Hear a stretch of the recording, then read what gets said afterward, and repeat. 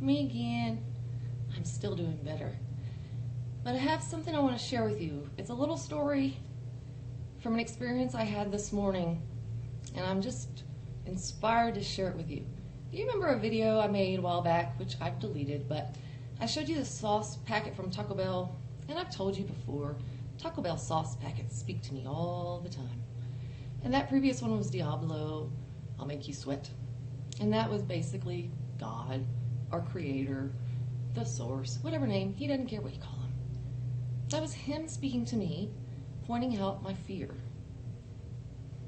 And I know he's been speaking to me personally through Taco Bell sauce packets for a long time, and I haven't been paying attention. And he's been speaking to me, our creator, in a whole bunch of different ways. And he's been speaking to you in a whole bunch of different ways.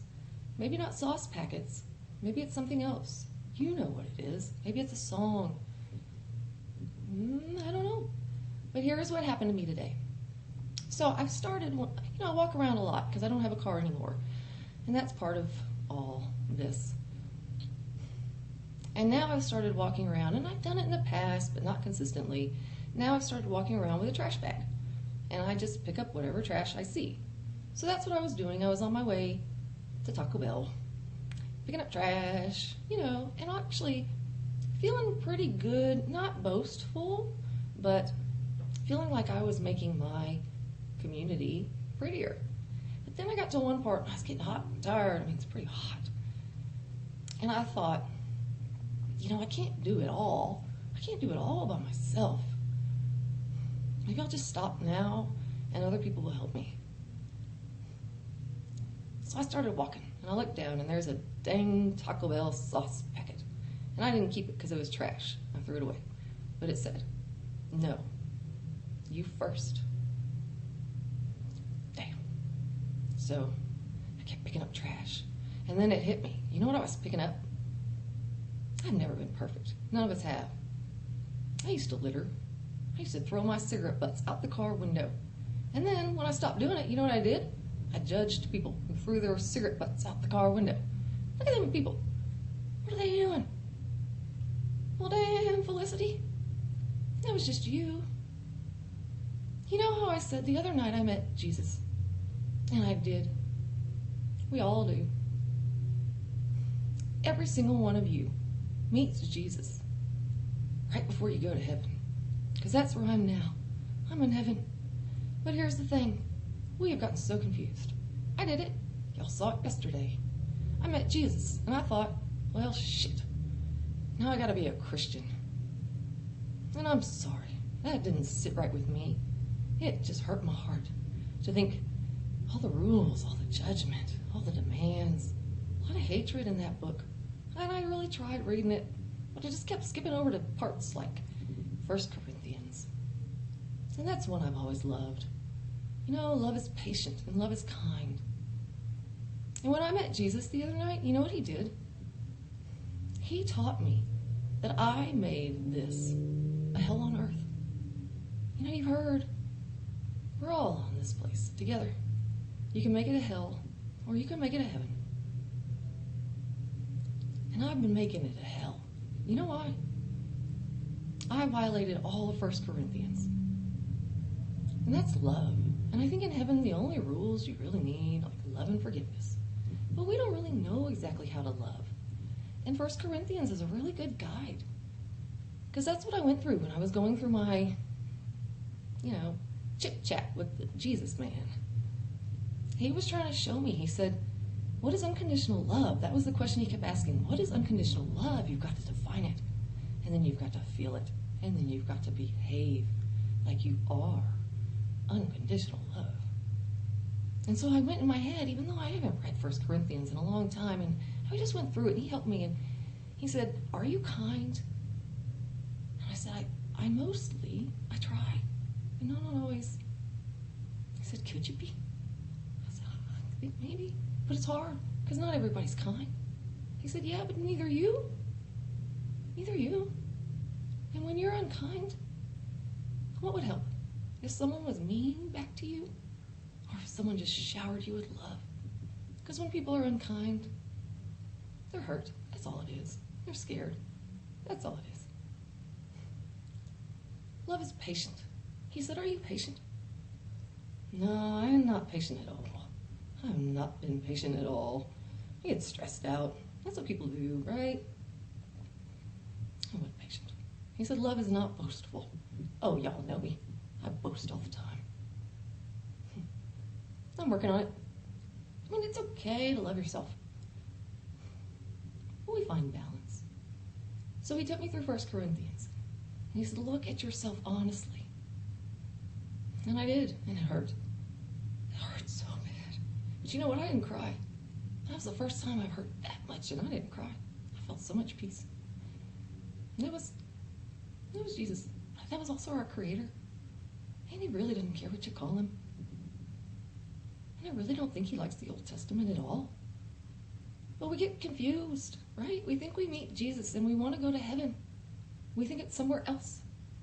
So we have to do all this stuff. I got to go get a wafer. That's what I thought. I freaked out yesterday. I was like, I got to eat a wafer or something. Do I have to get communion? If I don't hurry, am I going to go to hell? Because it's getting hot out. You know what? Nobody's going to hell. We make our own hell. We've all heard that. I've been walking around this town. When I first moved here, it was perfect. Perfect. It was heaven. And then I started forgetting. I started judging. Getting angry. Little things. But it built and it built and it got bigger and bigger and bigger and it became more of a hell and a hell and a hell. Yeah, it turns out I created it. And one of the things that Jesus asked me, could you love the worst person in the world? If it was up to you, whether that person would know love or know hell, if you got to decide, the worst person, heaven or hell, what would you choose? Would you send them to hell with anger? Because that's not the Creator's way of doing things. Or would you send them to heaven, where it's nothing but love, and love heals? And even the worst person in the world can be healed by love. It's the most powerful thing in the world. So I said, yeah.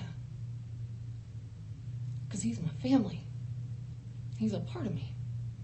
Everything he's done wrong, I've done wrong. Different ways. Oh, I didn't want to look at it. So, it's the rapture, people. But you know what the rapture is? Have you looked it up? It's not scary. Rapture. Rapture is beauty. Another word, enraptured. She was enraptured. She was in awe. That's what heaven is. And you're here. And I think we're creating it together. One by one, and we'll help each other.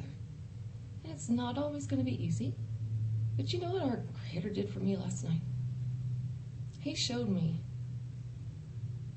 when I make changes to myself, I make changes to the world I live in.